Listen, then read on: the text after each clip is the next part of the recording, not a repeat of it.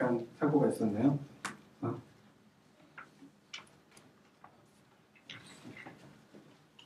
네, 안녕하세요. 푸딩랩 조범석이라고 합니다. 오늘 오픈 API 루비 on 레일즈에 대한 이야기라는 제목으로 오늘 발표를 맡게 되는데요. 사실 오늘 이런 발표장과 시간을 인기 투표로 사실 진행을 했기 때문에 가장 인기가 없고 가장 이제 늦은 시간이어서 이제 사람들이 좀 많이 안 오실 거라고 저는 생각을 했는데 예상보다 거의 제 예상보다 3배 정도 많게 오신 것 같은데요. 정말 일단 매우 당황스럽기도 하고 또 잘할 수 있을까 좀 걱정. 사실 긴장을 굉장히 많이 하고 있습니다. 오늘 이래저래 간접 광고나 개들이 무리수 같은 것 좀 총동원해서 좀 덜 지롭게 이렇게 좀 진행을 하고 싶지만 사실 오늘 진행이 좀 코드 리뷰하는 방식으로 좀 진행을 하는 부분이 있어서 좀 지루한 부분이 좀 있을 수 있습니다. 좀 이 부분 미리 양해 말씀드리고요. 오늘 주제는 사실 푸딩2 서비스에 오픈 API를 적용하기 위해서 루비 on 레일즈를 사용했다. 이전 시즌에서 이제 최명진 PD님이 프로토타이핑에 대한 얘기를 해주셨는데요. 저는 프로토타이핑이 아니라 굉장히 좀 스페시픽한 케이스예요. 기존에 어플리케이션이 따로 있는데 도구의 API도 있는데 여기에 오픈 API를 추가하기 위해서 굳이 레일즈를 써야 되는가 이런 부분들에 대한 좀 부분이 있는데 이런 부분 차차 말씀을 드리도록 하겠습니다. 우선 푸딩2 서비스에 대해서 좀 설명을 드려야 될 것 같은데요. 푸딩2 서비스 혹시 사용해 보신 분이 계실까 싶은데요. 우선 이제 푸딩 카메라나 이제 푸딩 얼굴인 지금 다들 재미삼아 많이들 써보시고 또 푸딩 카메라 같은 경우에는 워낙 필터 기능이 좋아서 좀 널리 사용되고 있는 앱인데요. 푸딩2는 이제 그 중에 막내 또 이제 사진 기반 사회 관계망 서비스라고 할 수 있습니다. 보통 이제 소셜 네트워크 서비스 또 줄여서 SNS라고 하죠. 유사한 카테고리로는 이제 카카오 스토리나 가장 유명한 인스타그램. 네. 사실 저희가 더 먼저 나온 분도 있는데 여전히 좀 많이 실적이 좋지는 않습니다. 네. 근데 꼭 사회 관계망 서비스뿐만이 아니라 어떤 이제 서비스든지 이제 처음에 만들어진 이후로 계속 운영해야 되는 이슈가 발생을 하는데요. 그 대표적인 이유로 데이터가 늘어나고 또 일단 데이터가 늘어나게 되면은 처음에 생각했던 어떤 설계 용량보다 더 큰 범위로 늘어나게 되면 문제가 발생을 하죠. 또 기획자분들이 열심히 시장 분석도 하고 하지만 사용자는 의도한 대로 사용하지 않아요. 그러면 계속 뭔가 이렇게 변화를 시켜줘야 됩니다. 사용자의 사용 패턴에 맞게. 그래서 이제 그런 일들을 하기 위해서 저희 푸딩랩 팀원들이 열심히 지금 일을 하고 있는데요. 그러다 이제 오픈 API를 갑자기 만들어야 된다는 얘기가 나왔어요. 오픈 API 만들어야죠. 우선 저희 푸딩2 서비스의 어떤 구조도를 뒤에도 잘 보이실지 모르겠어요. 우선 이제 전체적으로 국제 서비스다 보니까 아마존 AWS 위에 올라가 있고요. 네. 이제 자세히 보시면 이제 API EC2에 이제 API 자바의 스프링 기반으로 이미 잘 만들어져 있는 이제 API 서버가 있습니다. 어플리케이션이 있어요. 근데 굳이 왜 오픈 API를 추가를 해야 되느냐라고 하는 이제 질문들이 사실 회사 내부에서도 있었습니다. 거기에 대해서 저희들은 코드가 굉장히 복잡해집니다. 라고 말씀을 드렸어요. 여기에 대해서 이제 좀 더 이제 자세하게 말씀을 드리자면 서비스 API와 오픈 API는 전혀 다른 성질을 가지고 있습니다. 무슨 말씀이냐면 저희는 푸딩2 클라이언트 어플리케이션이 약 짧게는 2주, 길게는 한 달 정도 혹은 그 이상 되는 경우 케이스도 있긴 했었지만요. 그 정도 주기로 릴리즈가 되고 그 릴리즈 되는 그 기간마다 새로운 API들의 성능, 기능들이 추가가 됩니다. 근데 오픈 API는 그렇게 가서는 절대로 안 되죠. 그렇게 매번 바뀌게 되다 보면 개발자는 진짜 속된 말로 뒤통수 맞고 욕먹는 거죠. 그런 상황들을 이제 방지하기 위해서 이제 기존에 있던 어플리케이션하고는 좀 구분이 돼야 되는 부분이 있는데 이 부분들을 코드상으로 처리하기가 좀 힘든 부분이 있다. 또 한 가지는 이건 어떻게 보면 저희 스스로에 대한 반성일 수도 있는데요. 그 서비스 어떤 정책적으로 API를 사용하게 하는 정책이라든가 혹은 사용자를 인증한 그런 과정들 자체가 굉장히 타이트하게 그 어떤 좀 그 리팩토링 같은 것들이 좀 덜 돼 있고 그렇기 때문에 이제 이런 부분들을 하나하나 떼서 개발하기에는 굉장히 시간이 오래 걸려서 배보다 배꼽이 더 큰 상황이 되는 것들 이제 아마도 이 중에서 이제 그 오픈 API를 앞으로 이제 그 저희처럼 이제 기존에 있던 어플리케이션에서 이제 추가하는 경우를 그런 경우에는 이제 좀 저희가 동일한 고민을 하시게 될 텐데요. 그 외에 이제 보통은 그 시작 단계부터 오픈 API를 어느 정도 고민을 하시니까 이런 문제는 사실은 어떻게 보면 좀 굉장히 드문 케이스가 아닐까 싶습니다. 그 다음에 그러면은 어플리케이션 기존에 있던 자바 기반의 스프링으로 그냥 빼면 안 될까? 그냥 한 발 더 복사해서 필요 없는 부분만 쳐내면 되지 않을까? 라고 생각을 할 수도 있어요. 근데 우선 저희는 이제 내부적으로는 기존 어플리케이션 제어를 하지 않기로 했고요. 이유는 이제 빨리 개발해라. 이거는 뭐 저희가 아무리 이제 개발자가 행복한 회사를 모토로 가지고 있고 행복한 사람도 있고 또 여전히 불행한 사람도 있겠지만 예, 그 저희도 역시 이제 부족한 일정 가운데서 이제 일을 하고 있고요. 이제 또 장기적으로는 저희 그 자바 스프링 기반의 그 서비스들을 전부 다 이제 다른 대안적인 그 유지 보수하기 편리한 그런 구조로 바꿔 나가는 것들을 이제 계획을 하고 있는데요. 그것을 위한 어떤 사전 준비 작업으로서 오픈 API에 이런 것들을 해보자라고 하는 이제 결정을 내리게 되었습니다. 그러면 어떤 프레임워크를 사용하는 게 좋을까? 이제 저희는 이제 크게 그 노드.js에 있는 이제 익스프레스라든가 이런 것들하고요. 그다음에 플레이 프레임워크, 그다음에 루비 레일즈 세 가지를 이제 고민을 했습니다. 우선 노드.js는 제가 굉장히 관심을 가지고 있었던 거라서 개인적으로 굉장히 막 제발 이거 좀 쓰자고 많이 애원을 했어요. 근데 그리고 또 성능도 굉장히 좋은 걸로 나왔고요. 또 커뮤니티도 굉장히 빠르게 발전을 하고 있습니다. 뭐 조만간 또 국내에서도 노드.js 관련된 컨퍼런스도 열리고요. 근데 많은 개발자들이 여전히 굉장히 자바스크립트에서 힘들어하고 또 겁을 내고 있는 게 사실 현실이라고 생각이 들고요. 저희 팀에서도 많은 분들이 좀 반대를 했습니다. 그래서 일단 X 쓰지 않기로 했죠. 플레이 프레임워크는 우선 JVM 상에서 돌아가니까 윗분들도 좋아요. 뭔가 새로운 거 탄다고 하면은 그 이제 애들 집 밖에 내놓은 것처럼 괜히 불안하거든요. 새로운 기술을 사용하려고 하면. 근데 우선 JVM 상에서 돌아간다고 하니까 일단 합격점. 그리고 개인적으로 이제 그 벤치마크 테스트를 했을 때 그 CPU, 그 노드.js는 CPU 성능에 따라서 좀 성능이 좋지만 이제 동일한 CPU라고 했을 때 메모리가 좀 충분하다면 플레이 프레임워크가 훨씬 더 좋은 퍼포먼스를 보여주는 결과가 나왔었습니다.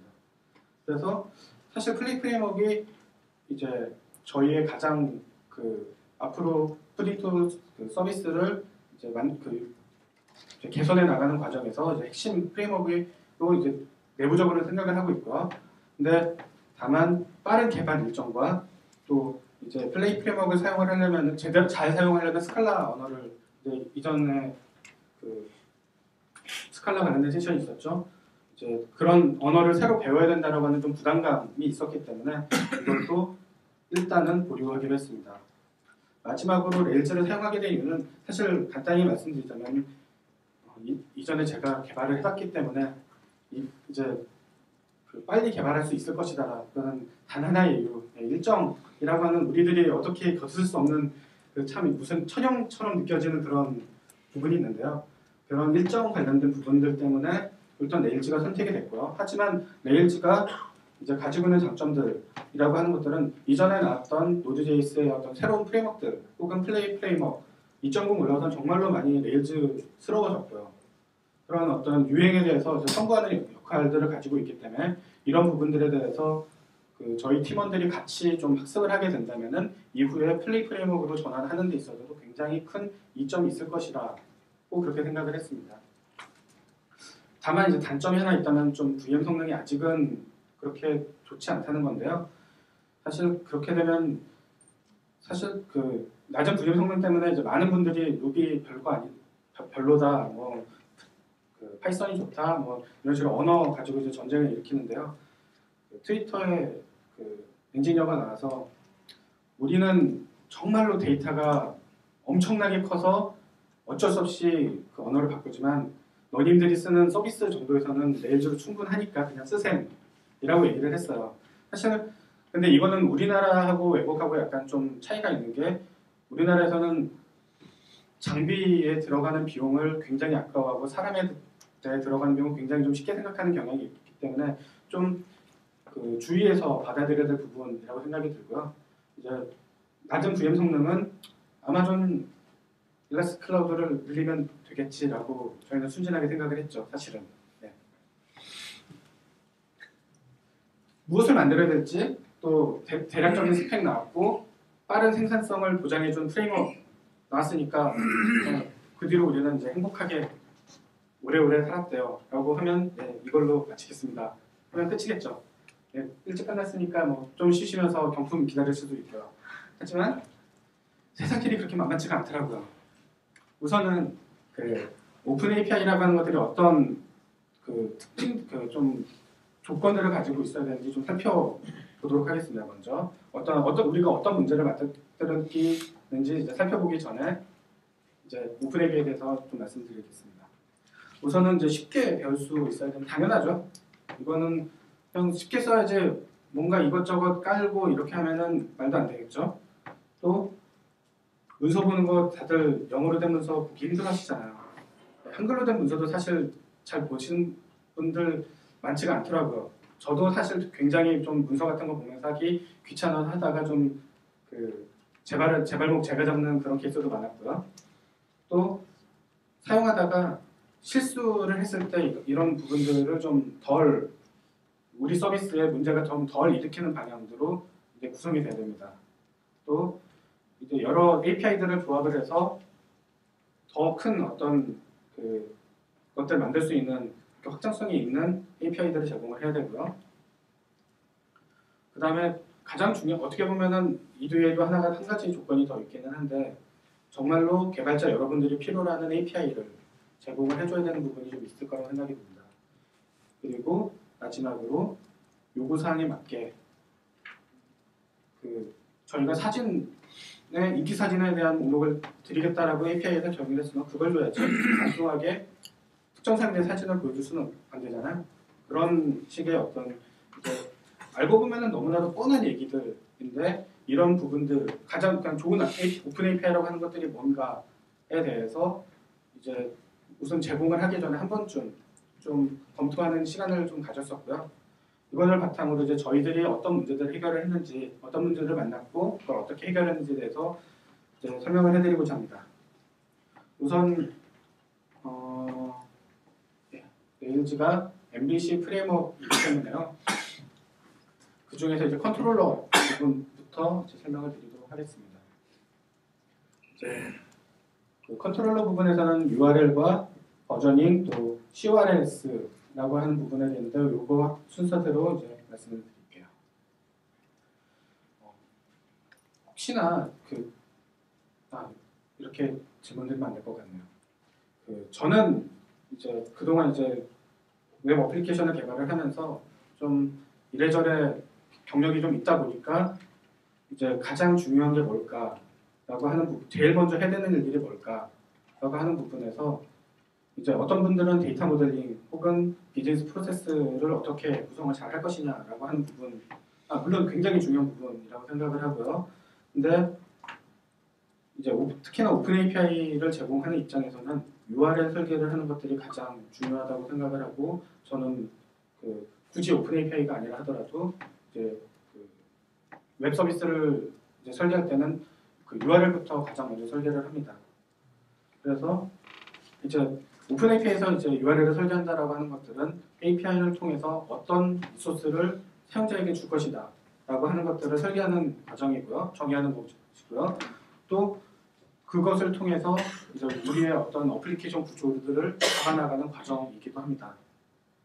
한때 이제 미닝풀 URL이나 프리티 URL이라고 하는 식으로 해서 좀 사용자가 빠르게 그냥 딱 보고 이게 뭐 하는 페이지겠구나라고 하는 걸 유추할 수 있는 그런 이제 URL을 만들자라고 얘기들이 잠깐 나왔다가 요즘은 다들 그냥 그것들을 하시는지 좀 조용한데요. 사실 이런 부분들이 그때 동시에 나왔던 얘기들이 바로 레스트란 구조를 제공을 하자. 사실 이거는 요즘은 거의 대세처럼 이제 되고 있는데 혹시나 이 중에서 좀 레스트에 대해서 좀 잘 사진 찍는 분이 계시니까 설명을 해드리는 게 좋을 것 같네요. 그 HTTP 프로토콜에 이제 뭐 get, post, 뭐 put, delete, post 등등의 이런 그 메소드들이 정의되어 있고요. 그 다음에 URL 형식의 조합으로 어떤 기능, 이 URL이 어떤 기능을 한다라고 하는 것들을 관례적으로 정의를 하자라고 하는 것이 REST한 구조의 핵심입니다. 한때 좀 해외에서는 REST라고 하는 것들이 너무 이제 그동안은 정말 복잡하고 뭔가 알 수 없는 URL, 정말로 길고 긴 그런 URL들에 해서 하다가 REST가 나오고 나니까 야 이거 정말 좋다라고 해서 어떤 기술이든지 좀 그 원리주의자라고 할까요? 빠돌이들이라고 할까요? 좀 그런 사람들이 생겨요. 그래서 진정한 REST 구조 이게 있으면 참 좋을 것 같아 라고 얘기하는 사람들도 있었어요. 근데 사실상 이제 이런 논쟁에서 진정한 S 구조는 없다라고 하는 것들이 아니 있을 수는 있겠지만 그게 필요해? 그렇지 않다라고 하는 것들이 이제 결론이 이제 해외에서 났었고요. 이제 가장 핵심은 이제 그 REST를 통해서 제공되는 API의 리소스가 단일 리소스냐 혹은 이제 여러 리소스들이 조합된 어떤 결과물들일 것이냐라고 하는 부분들에 대한 얘기고요. 이제 제가 이제 그 추천드리기로는 우선 여기 적어놓은 것처럼 우선 엄격한 그 단일 리소스 기준의 API를 우선 만들어 놓으시고 그 다음 이제 그 필요에 따라서 성능 요구에 따라서 좀 조합하는 형식으로 만들어 나가면은 참 좋더라라고 하는 게 제가 말씀드릴 수 있는 부분입니다. 그리고 이제 버저닝이라고 하는 부분에서는요. 우선 사실 어떻게 보면은 이제 만들기 시작했는데 버전 2를 고민을 하는 분들은 사실 많지 않죠. 근데 저희는 그래도 다른 서비스들에 비해서 오픈 API를 좀 나중에 고민을 했기 때문에 먼저 고민한 사람들이 어떤 고민을 했나라고 하는 것들을 좀 살펴보니 버전이 달라질 때 겪는 혼란에 대해서 좀 접하게 됐습니다. 그래서 우선 뭐 뻔한 얘기지만 버전 1이 어느 순간 버전 2가 나오면서 디프리케이트가 되고 어느 순간에 되면 옵솔레이트가 돼서 완전히 지원이 끊어지는 그런 상황이 오게 되고 다만 그 중간 사이에 양쪽 그 버전 1과 버전 2 혹은 그 이후에 버전 2와 버전 3 이런 식으로 이제 그 API들이 명령을 유지해 나가는 그 과정상에서 그 개발자들에게 사용자들에게 좀 하위 호환성 혹은 그 다른 그 다음 버전의 API로 이전할 수 있는 어떤 여유를 줘야 되는 부분에 대한 것이 있었고요. 가장 큰 거는 이제 어느 수준에서 분리를 하느냐에 대한 문제. 버전을 분리를 하는데 어느 버전에서 분리를 할 것이냐라고 하는 데서 이제 저희는 이제 어플리케이션에서 라우팅으로 쉽게 말해서 URL에서 버전 1, 버전 2라고 구분하는 방식으로 하고 네, 그렇게 처리를 했어요. 한편으로는 이제 도메인을 아예 분리를 한다던가 아니면 아예 별도 어플리케이션으로 저희가 뭐 이번에는 레일즈로 버전 1 오픈 API를 만들었지만 다음번은 플레이 2로 만들 수도 있으니까 그렇게 하는 것도 하나의 방법이고요. 그 다음으로는 그 CORS라고 해서 크로스 오리진 리소스 쉐어링 이 부분은 오픈 API를 제공을 하다 보면 이제 예전에 그 플렉스나 그런 혹은 에이작스로 그 API 콜을 하는 그런 메시업 서비스를 한번 만들다 보면은 발생하는 보안 관련된 문제들이 있습니다. 도메인이 다르기 때문에 실행이 안 돼요. 이런 부분들을 이제 어떻게 해결을 할 것이냐라고 하는 부분에서 저희는 그 API 컨트롤러라고 하는 이제 그 실제로 컨트롤러 역할을 하는 부분이기는 하지만 이제 여기서 그 리퀘스트를 처리해주는 코드를 만들었어요. 그래서 여기 보면은 이제 비포 필터, 애프터 필터는 이제 레일즈를 사용해 보신 분들은 이제 이게 뭘 하는지 바로 아실 텐데요. 리퀘스트를 처리하기 이전에 실행하는 메소드, 그 다음에 리퀘스트가 처리가 된 다음에 실행하는 메소드라는 의미고요. 여하튼 간에 여기서 그 액세스 컨트롤 엘로 오리진이라고 하는 부분에서 보통에 따른 리퀘스트나 이런 부분들은 그 어떤 해당한 원래 있었던 도메인들에 대한 정의들이 들어있는데요. 이런 부분들을 에스터리스크 별표로 바꿔서 다 받아주어라 라고 이제 저희가 리스폰스를 던질 때 다시 그렇게 회신함으로써 이제 그 에이작스 어플리케이션에서 이런 API들을 사용할 때 보안적인 문제가 발생하지 않도록 처리해주는 부분이었습니다. 이렇게 만들어놓은 그 어플리케이션 코드를 그 컨트롤러 코드를 이제 저희 어플리케이션의 구조가 살짝 보이는데요. 여기 보면 이제 아까 전에 설명드렸던 이제 버전 1에 대한 부분이 있고요. 그 방금 전에 설명드린 API 컨트롤러로 이제 CORS를 처리하는 그 루비 코드와 또 실제로 API를 제공하는 포토즈 컨트롤러 이외에도 여러 가지가 있을 텐데요. 이 컨트롤러에서 그냥 상속받아서 이 코드만으로 전체 그 API 관련된 컨트롤러에서는 이런 CORS를 해결할 수 있는 코드를 작성을 했습니다. 그 다음으로 이제 사실 이번 발표에서 가장 제가 좀 신경을 썼던 부분, 혹은 이제 어떻게 말씀드릴지 상당히 좀 저로서도 굉장히 좀 힘든 부분이 있기는 한데요.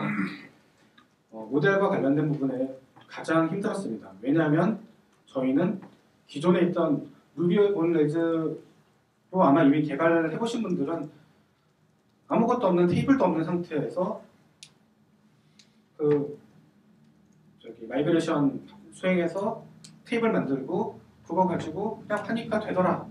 굉장히 쉽더라. 그런 얘기들을 굉장히 많이 이전 세션에도 말씀하셨고 네, 정말 쉬워요. 하지만 저희는 기존에 스프링으로 만들어 놓은 게 있거든요. 그런 상황에선 좀 다른 문제들이 발생을 하다 보니 그런 문제들이 원래는 발생하지 않았던 문제들 그런 것들에서 저희들이 굉장히 시간을 많이 투자를 했고 결국에는 해결을 했지만 그런 부분들을 사실 이런 자리를 통해서 말씀드리는 부분이 좀 애매한 부분이 좀 있을 수도 있을 것 같아요. 우선 이 자리에 레일즈를 사용해보지 않은 분들이 있다고 생각을 해서 액티브 레코드에 대해서 그냥 간단하게 소개를 좀 해드리겠습니다. 액티브 레코드는 레일즈에서 제공하는 모델 관련된 프레임워크 라이브러리인데요. 기본적으로 하이버네이트, 자바에서 쓰던 하이버네이트 같은 ORM은 당연히 데이터베이스의 각 테이블이 그 모델 클래스와 매핑이 되고요. 또 그 테이블의 각 컬럼들이 그 모델 클래스의 각 프로퍼티로 매핑이 됩니다. 또 모델과 모델 간에 보통 이제 기존의 테이블에서는 좀 포린 큐로 연결되어 있던 그 릴레이션들이 이제 액티브 레코드에서는 이제 관계라고 얘기를 하고 어소시에이션이라고 얘기를 합니다. 예를 들어서 이제 사진에 대한 테이블의 일부 어떤 스키마인데요. 아이디와 메시지와 유저 아이디라고 하는 부분에 대한 이제 죄송합니다.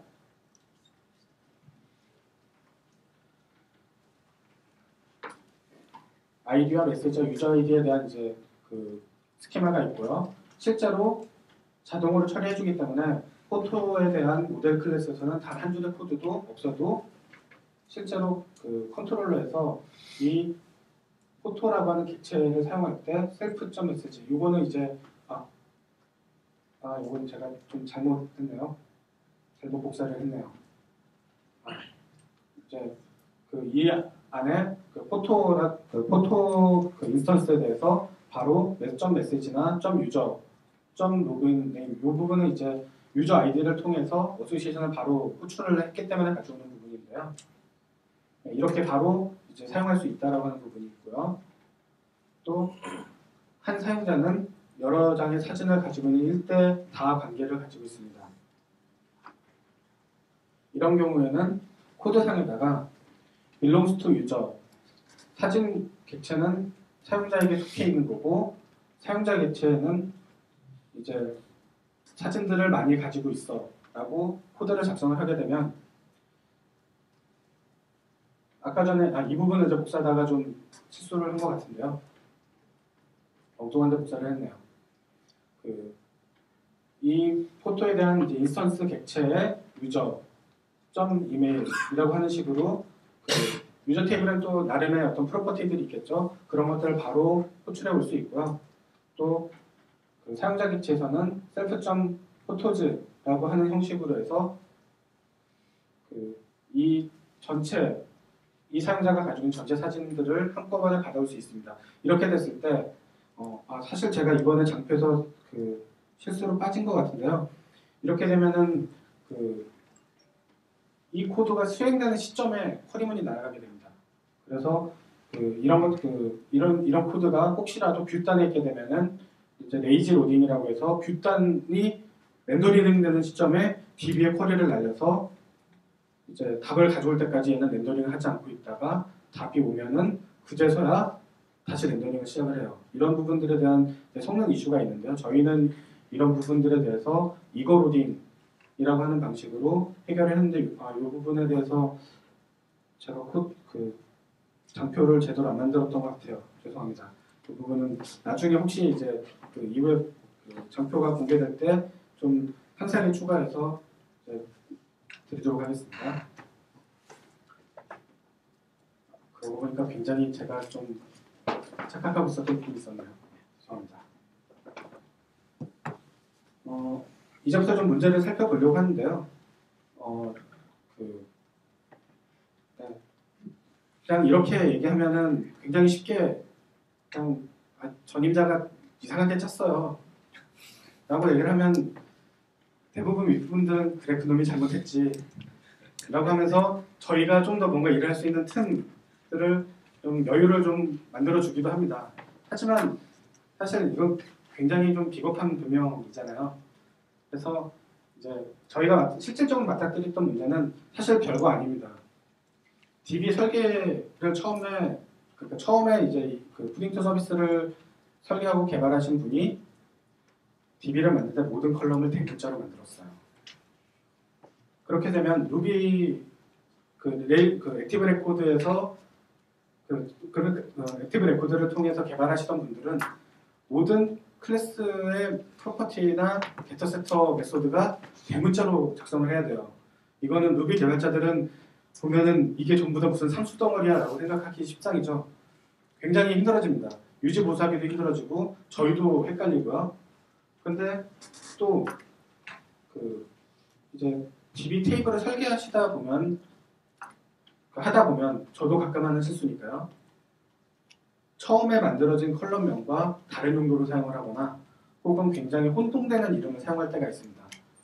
이제 우리끼리 약속이니까 우리는 그냥 잘 쓸 수 있어요. 뭔지 아니까.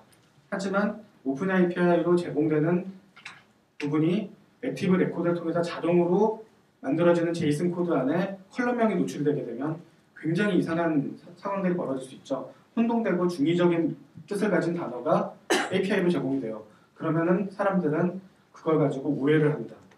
정말 다르게 잘못 사용할 수 있고요. 그래서 일단 스키마만 보고 우리는 당연히 이런 각 개발자 사용하시는 분들마다 어떤 이런 의미일 거야, A라고 하는 의미일 거야라고 생각을 하고 API를 사용을 했는데 정말 다른 C나 D 같은 데이터가 왔어요. 이러면은 굉장히 당황스럽죠. 이런 부분들이 사실 문제가 됐습니다. 예컨대 여기 보면은 이제 대문자에 대한 부분이 있고요. 유저 네임 대문자예요. 근데 여기서 네임은 뭘까요? 어떤 사람들은 유저 네임이라고 하면은 로그인 아이디를 생각하시는 분도 있고 풀네임을 생각하시는 분도 있을 거고 그냥 자기의 이름 예컨대 제 경우로 치면 범석이라는 데이터가 들었을 거라고 예측할 수도 있어요. 굉장히 헷갈릴 수 있거든요. 이런 부분들을 해결하는 방법들을 찾으려고 굉장히 노력을 했는데 사실 레일즈 관련된 도큐멘트 어디에도 이런 거에 대한 얘기는 없고요. 또 정말 스택 오버플로우를 한 이틀 정도 뒤진 것 같아요. 그래도 찾기 정말로 힘들었습니다. 근데 어딘가 보다 보니까 액티브 서포트 콘선이라고 하는 그 유틸리티 라이브러리가 있고요. 요거를 사용을 하게 되면 여러 클래스의 인스턴스 메소드와 클래스 메소드를 섞을 수 있습니다. 그래서 모듈화가 좀 더 쉽게 해서 저희가 만드는 게 액티브 모델의 컬럼 네이밍이라고 하는 모듈을 만드는데 여기서 액티브 서포트 콘선이라고 하는 것을 확장을 해서 클래스 메소드로 리네임 컬럼즈라고 하는 메소드를 만들었습니다. 사실 여기에 있는 코드는 스택 오버플로우 어딘가 정말 깊숙한 곳에 있는 것들을 찾아서 정말 감사히 쓰고 있는데요. 요거를 통해서 실제로 저희가 가지고 있던 포토 테이블의 어떤 아이디가 전부 다 각 테이블 이름과 아이디, 포토 아이디라고 되어 있고 또 이상하게도 유저 아이디는 UID라고 되어 있고 레그데이트는 크리에이티브 타임, 이제 레일즈에서 보통 많이 쓰는 형식으로 바꾸는 식으로 변경을 했고요. 그렇게 해서 실제로 나중에 셀프점 콘텐츠나 이런 식으로 변경이 가능해졌습니다. 이 부분은 레일즈를 사용하시는 분들이라고 한다면 액티브 레코드가 가지고 있는 좀 한계점을 극복할 수 있는 그런 걸로 좀 큰 도움이, 제가 도움을 굉장히 많이 받았고요. 요게 되고 나서야 사실 액티브 레코드가 가지고 있는 좀 강력한 부분들을 사용할 수 있었습니다. 사실 이 자리에 갑자기 좀 궁금해진 게 레일즈를 사용해 보신 경험이 있으신 분 한번 손. 그래도 꽤 되니까 좀 안심이 됩니다. 왜냐면 제가 지금 설명을 드리는 게 레일즈를 좀 사용해 본 경험이 있으시다고 가정을 하고 좀 접근을 하는 부분이 있어서 사실 전혀 모르시는 분들한테 이 코드들을 설명하려고 하면 굉장히 좀 힘든데 많이 힘드시지 않을까 싶어요. 네.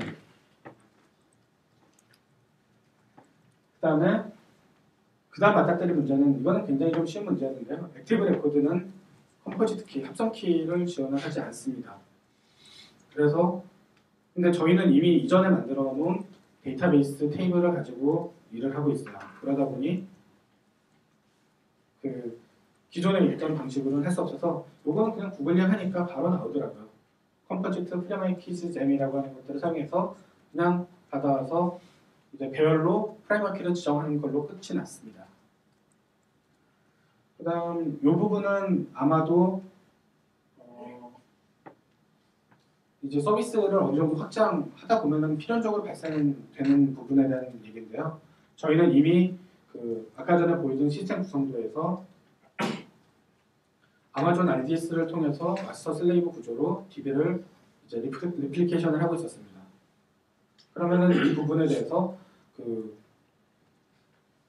레일즈 기본 환경에서 레일즈 어플리케이션을 개발을 하다 보면 마스터 하나만 사용을 해야 되는 경우가 발생을 하는데요. 이제 레일즈 개발하시는 분들도 바보가 아닌 이상이야. 이런 거 관련된 라이브를 잘 만들어 놓으셨더라고요. 그래서 저희는 이제 세 가지 잼 라이브러리를 테스트를 해봤는데요. 여기서 제가 말씀드린 부분들에 대해서 무조건 따르려고 하지는 마시고요. 앞으로 개발하시려고 하는 버전이나 혹은 개발하고 있는 버전에 맞게 좀 한번 테스트를 해보는 게 좋을 것 같습니다. 저희는 시니스 데이터베이스 풀이라고 하는 잼을 사용을 했고요. 이게 가장 설정하기도 쉽고 또 성능도 좋았어요. 하지만 사실 굉장히 안타까웠던 거는 옥토푸스라고 하는 잼인데요. 가장 이제 이래저래 퍼포먼스 좋고 제공하는 기능이 많다라고 하는데 불행히도 저희가 개발했던 레일즈 3.2 버전과 호환이 되지 않고 있었습니다. 제가 테스트를 했을 당시에요. 그래서 이 부분은 또 제꼈죠. 그리고 멀티DB라고 하는 것들은 완전히 새로운 레일즈 어플리케이션을 만들고 거기다가 적용을 해서 테스트를 해보니까 잘 동작을 하는데 저희는 이전에 만들어 놓은 DB에서 동작을 하기 위한 여러 가지 코드들을 추가를 했어요. 그런 코드하고 충돌이 나니까 결국에는 동작을 안 하더라고요. 그래서 저희는 이 부분을 또 지켰습니다. 아까 전에 저희는 이제 그 시내스 데이터베이스 풀을 사용했다고 말씀을 드렸는데요. 이제 레일즈에서 데이터베이스 컴픽을 보신 분들은 아시겠지만 설정이 별게 없습니다. 마스터와 그러니까 라이트를 하기 위한 마스터 풀과 그 다음에 리딩하기 위한 리드 풀, 여기서 웨이팅 팩터까지 줄 수 있어서 어떤 DB 인스턴스를 좀 더 많이 사용하게, 이렇게 하면은 이제 그 DB 인스턴스가 좀 여러 개 있을 때 어떤 것들은 이제 서비스용 API들을 제공하는 DB 인스턴스는 이제 기존에 있던 스프링 기반의 쪽으로 넘겨주고, 저희는 좀 배치성이나 좀 별도로 사용하고 있는 인스턴스 쪽으로 좀 돌려서 부하를 좀 분산할 수 있는 그런 설정까지 제공을 해주길래 바로 사용을 했습니다. 이제 사실 모델이 굉장히 저희는 힘들었는데 장표라는 게 몇 장이 안 돼요. 그래서 제가 이거를 말씀드리면 굉장히 힘들었던 부분인데, 근데 이제 마지막 이제 뷰 단까지 왔습니다. 저희는 이제 그 뷰를 제공하기 위해서 그 제이슨 혹은 XML로 제공을 보통 많이 하니까요. 근데 저희는 RABA라고 하는 잼을 사용을 했습니다. 이게 뭐냐면 API 뷰를 위한 템플릿 엔진이에요. 그러니까 ERB 템플릿 쓰듯이 그냥 쓸 수 있는 부분이기도 한데, 기존에 있던 그냥 기본으로 제공되는 제이슨 라이브러리들이 XML이나 제이슨만 지원을 했다면 얘는 메시지 팩이나 마이슨 혹은 iOS에서 사용하는 프로퍼티 리스트까지 지원을 해줘요. 설정만 해주면. 그러면은 저희 입장에서는 URL의 그 포맷이라고 하는 부분에 XML이나 기타 등등의 그 형식으로 지정만 해주면 얘가 알아서 만들어줘요. 그럼 굉장히 편하죠.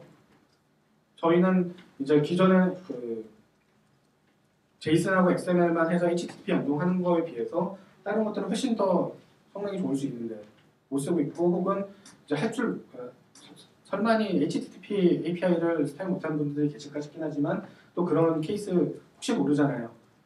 그런 부분들에 대해서 좀 저희는 이제 지원하고자 RABA를 사용을 했고요. 또 한 가지 특징은 이제 템플릿 내에서 루비 코드를 사용할 수 있다는 부분이 있습니다. 실제로 코드를 좀 보여드릴게요.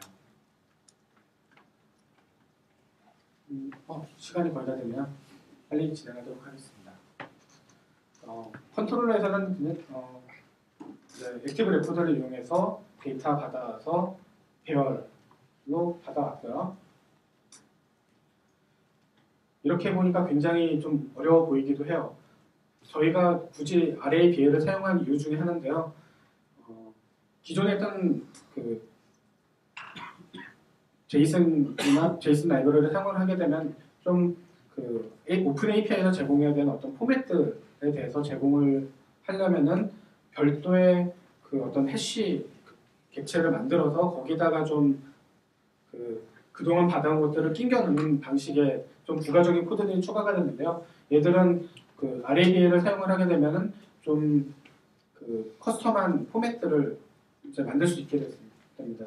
또 그 뷰에서 사용하던 이제 파샬 사용하듯이 해서 이제 기존에 만들어놨던 API들 그 구조를 재활용해서 어떤 정형화된 API 그 스키마를 제공을 할 수 있고요. 그렇게 해서 최종적으로 만들어진 제이슨은 사실 어떻게 보면은 불필요하다 보일 수도 있기는 한데, 이제 이런 이제 토탈 카운트라든가 이런 부분들은 실제로 그냥 그 액티브 레코드 이용해서 바로 2JSON 혹은 그 렌더2 포맷 해가지고 하는 걸로는 좀 처리하기 어려웠던 부분들일 수 있는데요. 이런 부분들을 RABA에서 그 커스텀 어떤 그 스키마들을 구성을 하면 이런 좀 복잡한 구조의 이제 API들을 제공을 할 수 있게 됩니다. 근데 굳이 이렇게까지 할 필요 없는 경우에는 그냥 기본 제이슨 라이브러리를 사용하시면 되고요. 그 외에 이제 야지나 OJ, 옵티마이즈드 제이슨으로 제가 기억하는데요. OJ가 가장 성능이 좋다고 하니까 요거 그냥 참고하시면 될 것 같아요. 거의 마지막인데요. 우선 이제 지금까지 이제 말씀드린 것들이 이제 제가 오픈 API를 만들기 위해서 레이즈 사용을 겪었던 문제들이고요. 이런 과정을 겪으면서 일단 애시당초 좀 잘 분리해서 만들었으면 좀 이런 고생을 겪지 않아도 됐을 텐데 라는 생각이 우선 들었고요. 그래서 이제 좀 잘 어떤 계층화된 프로그램을 좀 구조적으로 만들자라고 하는 말씀을 드리고 싶고요. 또 좋은 기술 있어요. 굉장히 자료도 넘쳐나요. 하지만 혼자 안다고 알면은 그 한 사람이 괜히 이렇게 다 그 사람에게 일이 몰리고 굉장히 힘들어지더라고요. 같이 일하는 팀들이 이제 그런 기술들에 대해서 어느 정도 학습이 됐을 때 그런 기술을 좀 적용할 수 있게 이제 저희 팀에서 레일즈를 하면서도 결국엔 제가 거의 많은 코드를 이제 작성을 해야겠고 또 이제 같이 일하는 동료들 중에 많이 좀 적극적인 분들이 많으셔서 그래도 다행히도 많은 코드들을 또 그분들이 만드셨어요. 그분들이 만든 코드들이 좋은 코드도 있고 또 개선의 여지가 있는 코드들도 있지만 이제 그런 경험들을 같이 해보면서 이제 같이 성장을 하는 거니까요. 그런 부분들을 같이 좀 할 수 있는 기회들이 좀 있어야 되지만 서비스에 바로 적용하는 부분들은 굉장히 좀 힘들 수 있으니까 좀 잘 설득을 해보시면 좋을 것 같습니다. 그리고 제가 겪었던 여러 가지 문제들에 대해서 예전에 뭐 다른 기술을 쓸 때도 그랬고 제가 겪었던 문제들은 정말 세상에는 저랑 똑같은 고난을 겪은 분들이 꼭 한 명 정도는 인터넷에 글을 올리셨더라고요. 정말로 고마워요.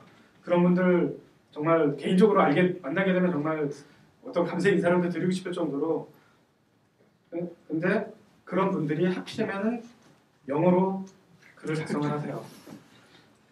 정말로 그래서 이제 감사의 인사도 제대로 할 수 있을까 싶긴 하는데 가장 중요한 건 이제 스택 오버플로우나 혹은 구글링을 통해서 이제 그런 문서들을 찾아 나가는 그런 것들을 가장 좀 어떻게 보면은 이제 문제들 해결하는 데 있어서 중요한 스킬이 아닐까 싶습니다. 네, 이 부분은 이제 제가 그동안 이제 발표했던 내용들에 대해서 좀 중요한 대목들에 대한 어떤 링크들이고요. 요거는 나중에 천천히 살펴보시면 될 것 같습니다. 네, 이상으로 발표를 마치도록 하겠습니다. 감사합니다.